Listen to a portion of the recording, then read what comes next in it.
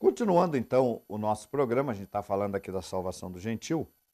A gente falava aí da grande obra que Deus fez, começando ali a salvar os gentios por meio de Cornélio. E ali é um documento importante porque prova que o gentil, para alcançar a remissão de pecados, ele tem que estar cumprindo a Torá. É o que nos prova o capítulo 10. Para alcançar aquelas qualificações que Cornélio possuía, obviamente que ele tinha que estar cumprindo a Torá, e que a partir do momento que o homem chega num estágio de cumprimento de Torá, ele se torna agradável a Deus e ele pode então ser remido dos seus pecados, passar pela Tevilá. Mas nós sabemos, vocês sabem também, que essa questão da circuncisão foi uma polêmica. Foi uma polêmica com os gálatas. Porque os judeus gálatas viviam, obviamente, na diáspora, longe de Jerusalém, talvez não estivesse bem ambientado como se conduzia a inserção dos gentios na congregação. Eles começaram a exigir dos gentios gálatas que estavam se convertendo que estes fizessem a circuncisão. E de acordo com o texto, não sabemos, né, o que está escrito lá, eles chegavam a dizer que se aqueles gentios não se submetessem à circuncisão, eles não poderiam se salvar. Isso fez com que surgisse uma reunião em Jerusalém com os principais líderes da Querrilá para discutir essa questão. E então, em Atos capítulo 15, versículo 7, diz assim: havendo grande debate, Pedro tomou a palavra e disse: irmãos, vós sabeis que desde há muito Deus me escolheu dentre vós, para que, por meu intermédio, ouvisse os gentios a palavra do evangelho e crescem. Ora, Deus que conhece os corações, lhes deu testemunho, concedendo o Espírito Santo a eles, como também a nós nos concedera. E não estabeleceu distinção alguma entre eles e nós, purificando-lhes pela fé o coração. Mas você veja bem uma coisa, não fez distinção. A partir de que momento Deus não fez distinção? A partir de que momento? Do momento em que o gentil passa a cumprir Torá. É claro que antes, quando o gentil está vivendo em toda sorte de iniquidade, de pecado, de desobediência, de ignorante, há uma distinção. Luz com as trevas, né? Povo santo com povo que não é santo, pecadores. Mas a partir do momento que o gentil busca o verdadeiro Deus e vive a Torá e começa a cumprir a Torá, como o nosso povo de Israel fez no passado, quando diz faremos e obedeceremos tudo que Deus mandar, Deus não faz distinção mais. Era um erro atribuir aos gentios convertidos dentro da congregação uma separação. Era um erro. Porque se eles estavam já vivendo a Torá, já não havia motivo algum para distinção. E Pedro fala isso, né? E não estabeleceu distinção alguma entre nós, purificando-lhes pela fé o coração. Então, quando o gentil começa a viver a Torá, quando ele chega num determinado estágio de cumprimento da Torá, ele tem o seu coração purificado. E aí só falta a Tevilá para a remissão dos pecados, e a Brit Milá vem depois. A Brit Milá, ou a circuncisão, não pode vir antes desta purificação do coração do gentil pela fé, ou deste cumprimento da Torá.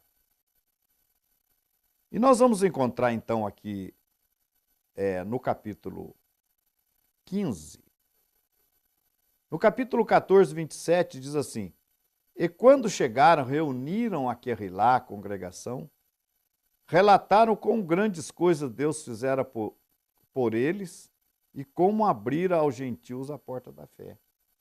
Então é o que eu falava antes, né? Os gentios passaram a ter acesso, inicialmente por meio de Pedro e depois por meio de Paulo e de outros apóstolos que atuavam fora de Jerusalém, na diáspora. Então é muito importante que a gente entenda isso, que se o gentio continua desobedecendo a Torá, mesmo que ele esteja no meio dos judeus, congregando no meio dos judeus, mesmo que ele esteja crendo em Yeshua, vamos dizer assim, como seu Salvador, se ele estiver transgredindo a Torá, ele não está agradando a Deus. Então, nós vamos ver aqui o que aconteceu. Primeiramente, foi introduzido ou foi colocado pelos apóstolos, mediante a direção do Ruach HaKodesh, instruções em como proceder com os gentios.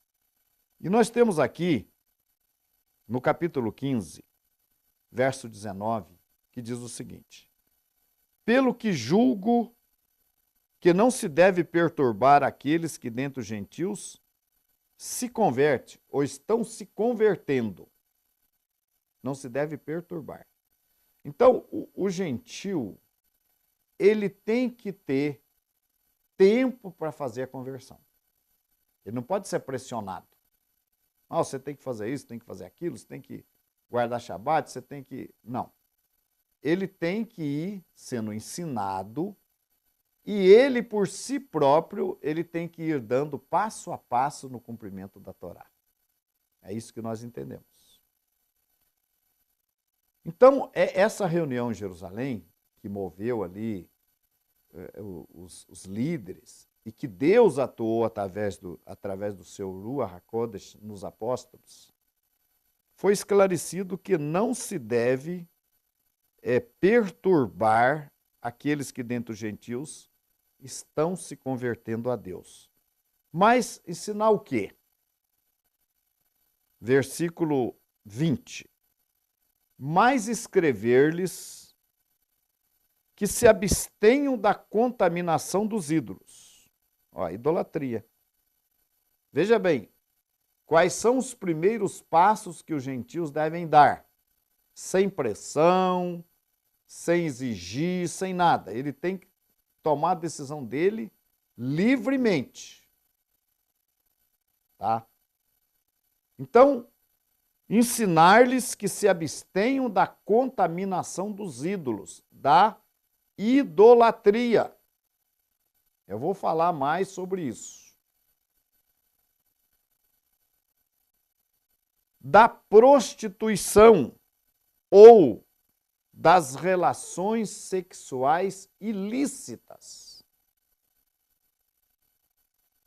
Da idolatria, das relações sexuais ilícitas. Do que é sufocado, animal que é morto, às vezes, por si. Por exemplo, o animal que morreu, deu qualquer coisa nele, ele morreu. Ou ele caiu de um barranco lá, um animal caiu do barranco e morreu. Ele morreu sufocado. Ele não pode ser comido. E o quarto item diz, e do sangue. Sangue não significa que o gentio vai comer sangue. Mas muitas vezes o gentio come carne com sangue. Nós vamos falar sobre isso. Agora, o verso 21 diz, porque Moisés, desde os tempos antigos, tem em cada cidade quem o pregue a cada sábado, e cada sábado é lido nas sinagogas. O que isso aqui significa, gente? Significa que os gentios daquele tempo, hoje é diferente, mas naquele tempo, eles tinham acesso à sinagoga. E na sinagoga eles aprendiam, juntamente com os demais judeus, aprendiam a Torá. Então, o gentio tem que ter esse tempo, essa oportunidade, este espaço. E o que estava acontecendo ali com os gálatas? Os judeus gálatas estavam praticamente impondo aos gentios que eles se circuncidassem, sem que eles ainda estivessem à altura, preparados ou cumprindo a Torá. E por conta disso deu todo esse problema na Querrilá naqueles tempos. Então, aqui o versículo 24 diz: porquanto ouvimos que alguns que saíram dentre nós vos perturbaram com palavras e transtornaram as vossas almas, não lhes tendo nós dado mandamentos. E aqui repete no verso 29, 28, na verdade pareceu bem a nós, verso 28, na verdade pareceu bem a nós e ao Espírito Santo, Aruach HaKodesh, não vos impor mais encargo algum, senão estas coisas necessárias, que vos abstenhais das coisas sacrificadas aos ídolos, e do sangue, e da carne sufocada, e da fornicação, ou das relações sexuais ilícitas, das quais coisas bem fazeis se vos guardardes. Gente, esses foram as recomendações apostólicas. Hoje nós temos já esses ensinamentos ampliados para 7 mandamentos, que são as 7 leis de Noé, que basicamente repete esses 4 preceitos e se acrescentam mais alguns. Então, todo gentil que estiver vivendo o processo de conversão, primeiramente, ele deve cumprir estes 4 mandamentos ou os 7 preceitos de Noé. Entenderam? Então, veja bem uma coisa. Muita gente acha que está cumprindo. Acha, mas não está. Olha, abster-se do culto aos ídolos. Não é simplesmente você deixar de ir numa religião, de se ajoelhar diante dos ídolos. Não é só isso.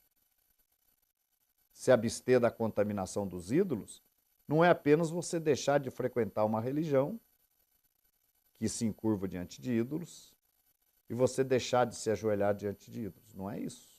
Apenas.